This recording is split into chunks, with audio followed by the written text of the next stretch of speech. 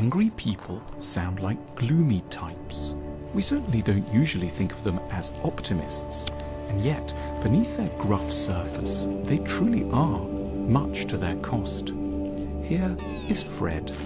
He is often furious. He's been married to his wife Jane for 15 years. He's often told her not to interrupt him when he's reading the newspaper. She finds this prohibition annoying, for some very good reasons. So tonight she's asked him, quite frankly, when he'll get around to cooking dinner. Now Fred is shouting, because he is, deep inside, so hopeful. Fred often loses small household items. Today he has lost his car keys. He is furious. Where the hell have they gone? He asks his family in fury. Fred is shouting, because he is, deep inside, so hopeful. Fred arrives at the airport. His flight is delayed by 4 hours. It's an outrage, especially as he's one of the airline's premium passengers. He goes up to a young woman at the check-in desk and tells her exactly what he thinks. Fred is shouting, because he is, deep inside, so hopeful. Despite all the evidence Fred keeps encountering, he stubbornly and devotedly maintains a faith in a world in which his partner understands him, small household items don't go astray, airline schedules are more than a fiction.